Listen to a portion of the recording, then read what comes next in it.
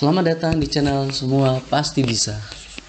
Oke, kali ini kita akan mempelajari tentang analisis metode statistik, yaitu analisis regresi. Kita lanjut. Jadi secara umum ada dua macam hubungan antara dua variabel atau lebih, yaitu bentuk hubungan dan keeratan hubungan. Nah, untuk mengetahui bentuk hubungan digunakan analisis regresi. Untuk keeratan hubungan dapat diketahui dengan analisis korelasi. Jadi, analisis regresi itu dipergunakan untuk menelaah hubungan antara dua variabel atau lebih, terutama untuk menelusuri pola hubungan yang modelnya belum diketahui dengan sempurna, atau untuk mengetahui bagaimana variasi dari beberapa variabel independen itu mempengaruhi variabel dependen dalam suatu fenomena yang kompleks. Syarat untuk melakukan analisis regresi adalah kedua data yang dihubungkan itu memiliki skala pengukuran interval atau rasio, kemudian data juga harus berdistribusi normal, dan hubungan kedua variabel harus linear. Kita lanjut. Jadi khusus untuk persamaan regresi sederhana itu perlu dilakukan uji linear. Jadi yang bertujuan untuk mengetahui apakah persamaan yang terbentuk adalah linear atau tidak. Nah, uji linearitas persamaan regresi ini merupakan salah satu persyaratan uji statistik parametrik.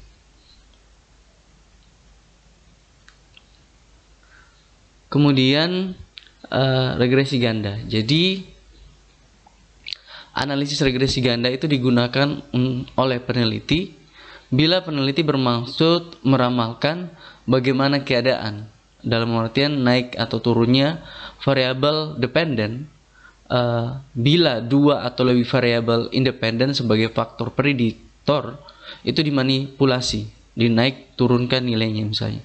Jadi analisis ganda akan dilakukan bila jumlah variabel independennya itu minimal 2, atau di sini variabel bebasnya itu minimal 2. Nah, kita mulai dengan contoh dari contoh regresi linear sederhana. Jadi, apabila kita ingin mengetahui bagaimana variabel terikat atau dependen variabel itu dapat diprediksikan melalui variabel bebas. Nah, maka kita harus menggunakan analisis regresi. Jadi analisis regresi linear sederhana itu akan mengestimasi besarnya koefisien yang dihasilkan dari persamaan yang bersifat linear yang melibatkan suatu variabel bebas digunakan sebagai alat untuk memprediksi besarnya nilai variabel terikat atau di sini dependent variable. Oke, kita mulai dengan contoh regresi linear sederhana. Misalnya seorang peneliti ingin mengetahui pengaruh kemampuan matematika terhadap pemahaman kimia. Kemudian dikumpulkan data dan disajikan pada tabel yang ada di samping ini. Jadi dengan taraf signifikansi sama dengan 0,05 atau 5%, apakah kemampuan matematika dapat mempengaruhi terhadap pemahaman kimia? Oke, jadi kita akan mulai. Yang pertama tentunya kita harus mempunyai datanya dalam bentuk Excel. Ya, ini.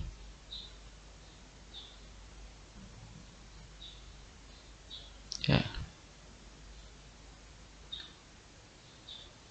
Nah, setelah kita mempunyai data yang dalam bentuk Excel, kita buat data yang di Excel, kita mengkopinya, kita buat dulu SPS-nya dulu.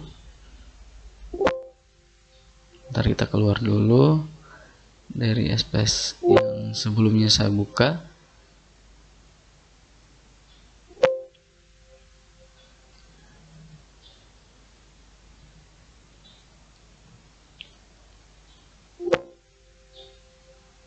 Oke, jadi kita buka SPSS-nya terlebih dahulu.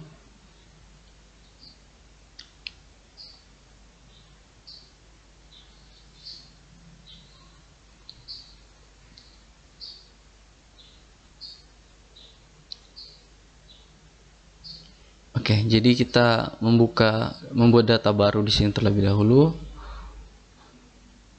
Atau ini kan sudah ya, oh ya sudah. Jadi kemudian teman-teman klik variable view, kemudian teman-teman menulis x dan juga variable y.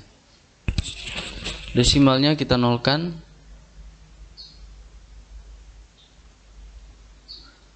Labelnya teman-teman menulis kemampuan matematika.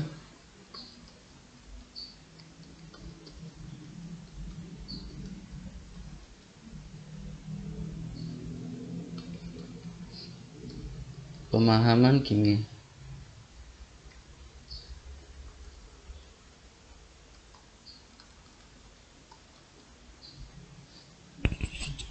Ini kita buat center.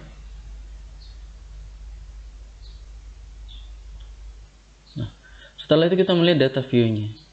Oke, setelah melihat data view, maka data yang ada di Excel tadi kita kopikan dan kita pastekan ke SPSS. Seperti ini. Lalu kita pastekan ke SPSS. Sudah.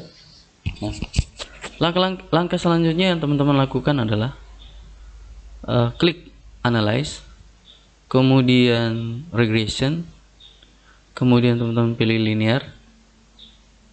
Nah, teman-teman harus memisahkan antara dua variabel ini ke dependent dan juga independent. Nah, karena pemahaman kimia adalah variabel yang dipengaruhi, maka dia dimasukkan dalam variabel dependent. Sedangkan kemampuan matematika yang mempengaruhi, maka dia dimasukkan ke dalam variabel independent.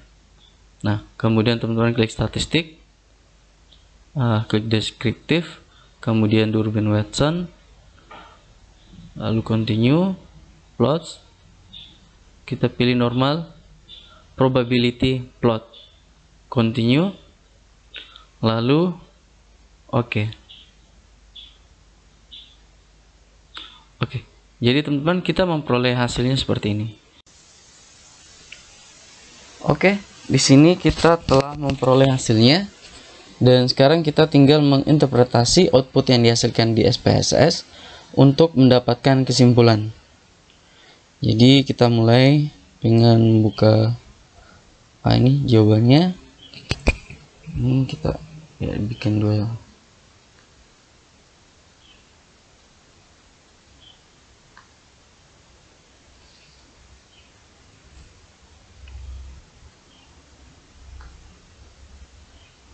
Nah, oke. Jadi di sini sudah terbentuk dua slide. Nah, solusi untuk analisis regresi linear sederhana.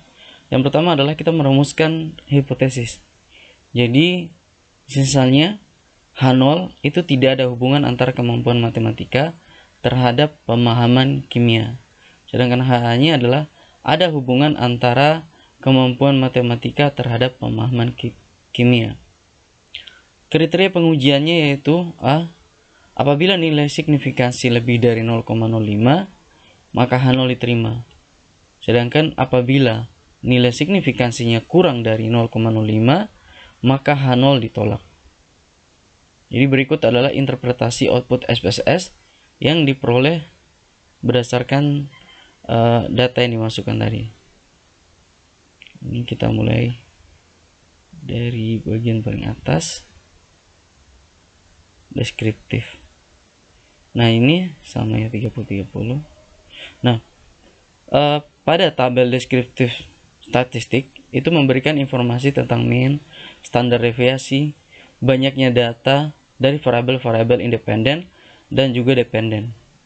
Nah, ini bisa dilihat rata-rata untuk pemahaman kimia. Nah, kemudian kita lanjutkan ke output correlation. Jadi pada tabel output correlation ini memuat korelasi atau hubungan antara variabel kemampuan matematika dengan pemahaman kimia.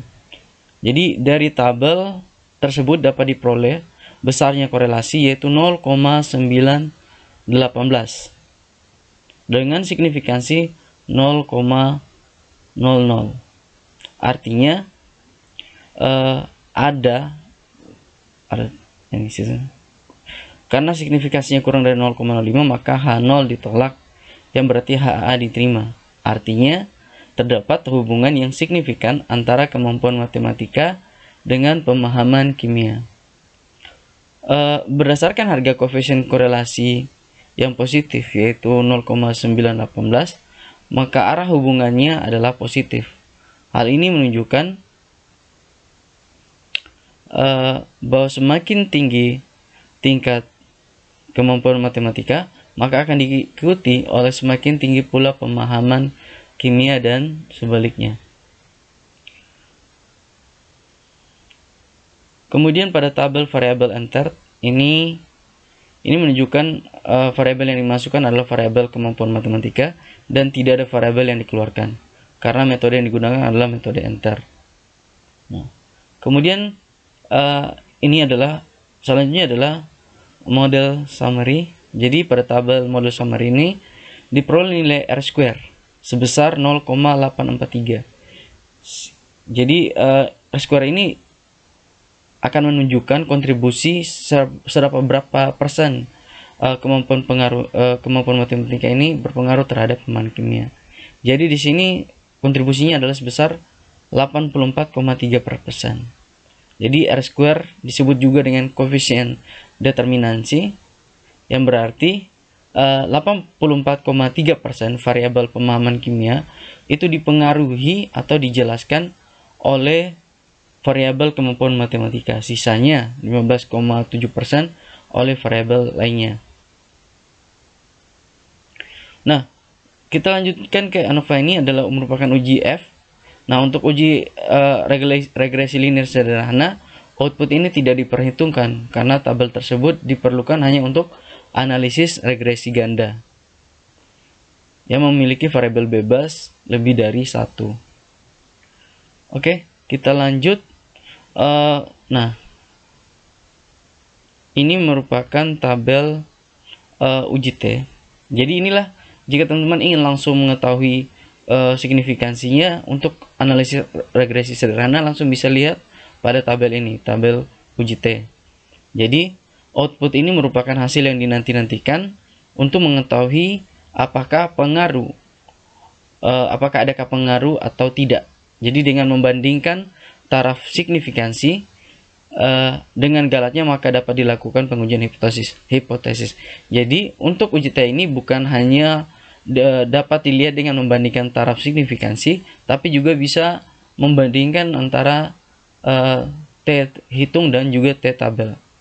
Nah, tapi di sini kita masih menggunakan hanya membandingkan taraf signifikansinya. Nanti untuk penjelasan regresi ganda itu saya akan menjelaskan dua, yaitu dengan menggunakan perbandingan taraf signifikansi dan juga membandingkan T hitung dan T tabel.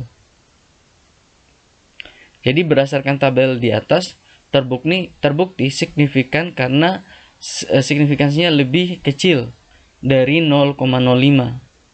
Nah, jadi H0 ditolak dan kesimpulannya ada hubungan yang signifikan antara kemampuan matematika terhadap pemahaman kimia.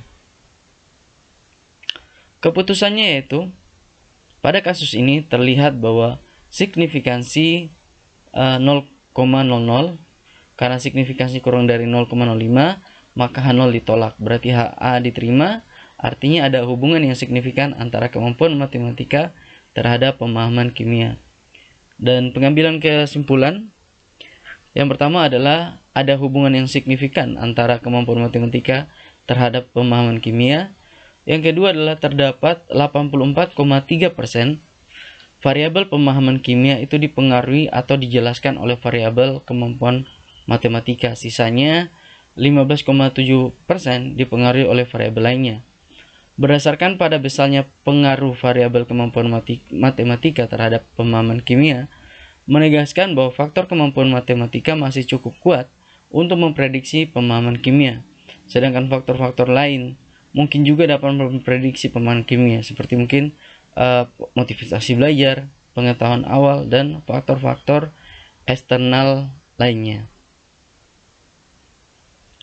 Ini adalah contoh untuk regresi linear sederhana yang menggunakan satu variabel bebas. Sekarang kita lanjut ke sekarang kita lanjutkan ke contoh regresi linear berganda. Jadi analisis regresi linear ganda itu mengestimasi besarnya koefisien-koefisien yang dihasilkan oleh persamaan yang bersifat linear. Jadi yang melibatkan dua atau lebih variabel bebas atau yang dikenal juga independen variabel untuk digunakan sebagai alat prediksi besar nilai variabel tergantung A atau variabel terikat atau yang bisa disebut dependent variable. Oleh karena itu, analisis regresi linear ganda itu dapat menghitung besarnya pengaruh dua atau lebih variabel bebas terhadap satu variabel terikat, atau memprediksi variabel terikat dengan menggunakan dua atau lebih variabel bebas. Sekarang di sini ada contoh regresi linear berganda. Jadi seorang peneliti ingin mengetahui hubungan antara pengetahuan awal, motivasi belajar, dengan hasil belajar dengan jumlah responden 30. Nah, dengan taraf signifikansi sama dengan 0,05%. Pertanyaannya adalah, apakah terdapat pengaruh pengetahuan awal terhadap hasil belajar? Yang kedua adalah, apakah terdapat pengaruh motivasi belajar terhadap hasil belajar? Dan yang ketiga adalah, apakah terdapat pengaruh pengetahuan awal dan motivasi belajar secara simultan terhadap hasil belajar? Oke, kita langsung mulai saja. Kita siapkan dulu datanya di Excel ya teman-teman.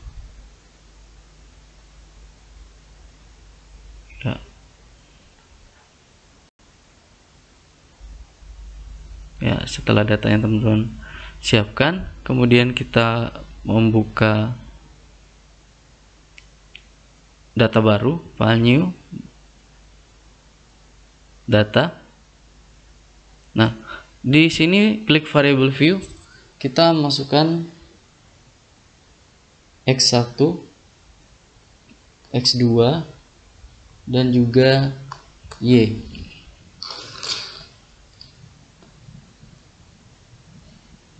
Desimalnya kita nolkan.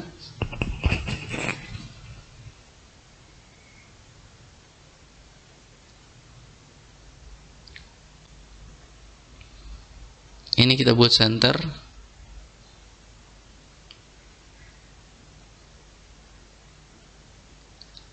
Nah, untuk label ini kita tulis pengetahuan awal.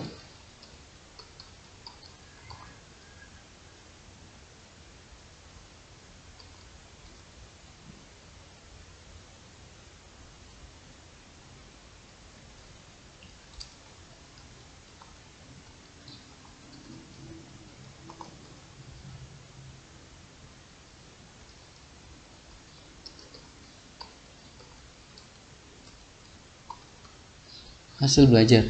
Oke, kemudian kita klik data view. Nah, di sini sudah terbentuk 3 variabel kosong. Kemudian kita mengambil file dari analisis regresi ini, kemudian kita copy. Lalu kita masukkan ke variabel ini.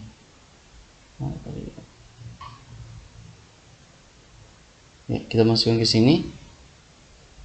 Ya, setelah kita masukkan, kita klik analyze, kemudian regression linear, klik linear. Nah, di sini teman-teman memindahkan yang variabel dependen ke yaitu hasil belajar ke sini, kemudian pengetahuan awal dan motivasi belajar teman-teman masukkan ke sini. Nah, setelah itu teman-teman klik statistik, kemudian klik deskriptif, dan part of partial correlation, Rabin-Watson, continue. Kemudian plotnya teman-teman pilih normal probability plot, continue, dan oke. Sehingga akan muncul hasilnya seperti di sebelah.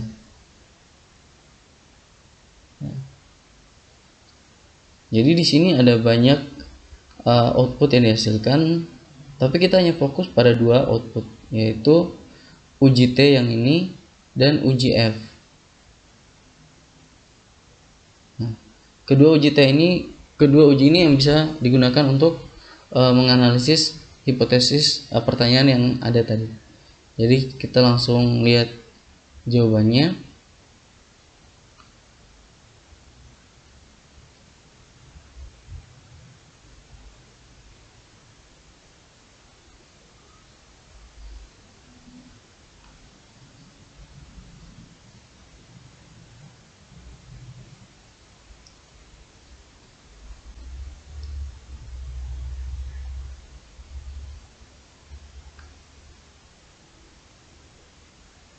Oke, jadi dasar pengambilan keputusan itu di sini kita menggunakan uji T dan uji F. Jadi uji T ini bertujuan untuk mengetahui ada atau tidaknya pengaruh parsial atau pengaruh sendiri-sendiri yang diberikan variabel bebas X terhadap variabel terikat Y.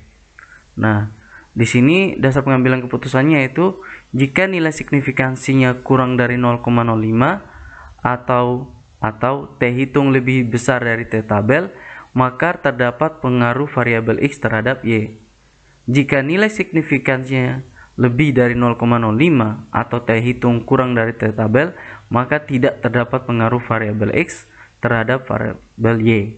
Nah, untuk mencari T tabel, rumusnya adalah T tabel sama dengan T alfa bagi 2 titik koma N jumlah data.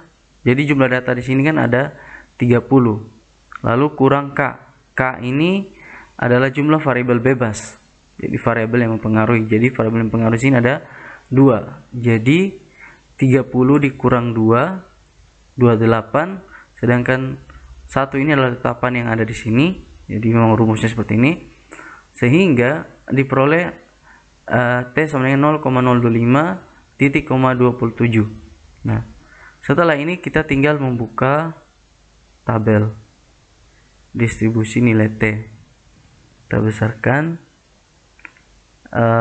Ya, kita fokus di sini kan T 0,025 tadi. Lalu kita lihat 27. 27 berarti dia berada pada angka 2052 ya teman-teman, di sini 2052. Oke, sehingga diperoleh T tabelnya adalah 2052. Kemudian untuk uji F, jadi uji F itu bertujuan untuk mengetahui ada tidaknya pengaruh simultan atau secara bersama-sama yang diberikan variabel bebas terhadap variabel terikat. Jadi dasar pengambilan keputusannya, jika nilai signifikannya kurang dari 0,05 atau F hitungnya lebih besar dari F tabel, maka terdapat pengaruh variabel X secara simultan atau bersama-sama terhadap variabel Y. Sedangkan yang kedua adalah jika nilai signifikansinya lebih dari 0,05 atau T hitung kurang dari T tabel, maka tidak terdapat pengaruh variabel X secara simultan atau bersama-sama terhadap variabel Y. Untuk menghitung F tabel, kita caranya. Oke, jadi caranya yaitu F tabel itu sama dengan F K titik koma N kurang K sama dengan F. Jadi K ini adalah jumlah variabel bebas, maka jumlahnya adalah 2. Kemudian N ini adalah jumlah data, jadi datanya ada 30. Dan K ini tadi jumlah variabel bebas yang terdiri dari pengetahuan awal dan motivasi belajar. Itu adalah variabel bebas, jumlahnya 2, sehingga hasilnya di sini adalah F2.28. Nah, di sini baru kita membuka tabel F-nya. Kita lihat 2 ya, 2 dan 28. Jadi di sini berhenti pada angka 3,34. Nah, ini seperti. Jadi kita sudah mendapatkan T tabel untuk uji T dan F tabel untuk uji F. Kemudian kita merumuskan hipotesis sesuai dengan pertanyaan di awal tadi. Jadi hipotesisnya itu H1 itu terdapat pengaruh pengetahuan awal X1 terhadap hasil belajar. Kemudian H2-nya adalah terdapat pengaruh motivasi belajar X2 terhadap hasil belajar Y.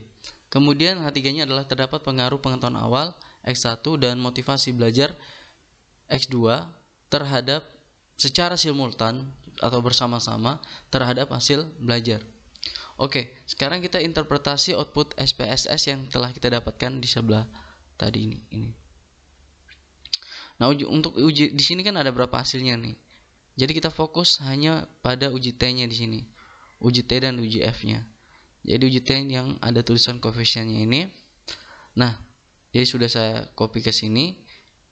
Jadi uji T digunakan untuk menguji kesignifikan koefisien regresi. Nah, pengujian pertama, hipotesis pertama dan kedua dapat dilakukan dengan dua cara, yaitu dengan cara membandingkan nilai T hitung dengan T tabel. Dan yang kedua adalah dengan membandingkan taraf signifikansi dengan galatnya. Jadi pengujian hipotesis 1 berdasarkan output SPSS itu didapatkan nilai signifikansi untuk pengaruh X1 terhadap Y adalah sebesar 0,02. Di sini kita bisa lihat 0,02 koefisiennya ya, ini bagian bawah. Ya, ini 0,02 sudah ada di atas tadi 0,2. Nah, ini kurang dari 0,05 dan nilai T hitung ini adalah, kita juga lihat nilai T hitungnya di sini.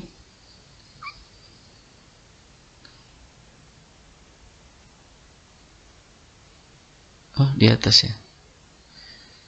Ya, nilai T hitungnya di sini adalah 3523.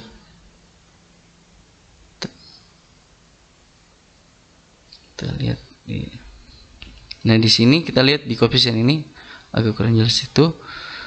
Di sini ini kan signifikansinya tadi 0,02 dan nilai T hitungnya adalah 3523. Nah, kemudian kita membandingkan dengan nilai T tabel yang kita peroleh di awal tadi, yaitu 2052. Nah, di sini kan 3523 itu lebih besar daripada T tabel ya, bukan koma ya. 2052. Sehingga dapat disimpulkan H1 itu diterima, yang berarti terdapat pengaruh X1 terhadap Y. Kemudian kita lanjutkan pada pengujian hipotesis 2. Jadi berdasarkan output diketahui nilai signifikansi untuk pengaruh X2 terhadap Y. Bentar, saya tunjukkan dulu. Terhadap Y adalah sebesar 0,80 bagian bawah ini, lebih besar daripada 0,05 dengan nilai T hitungnya adalah bisa dilihat 1.822.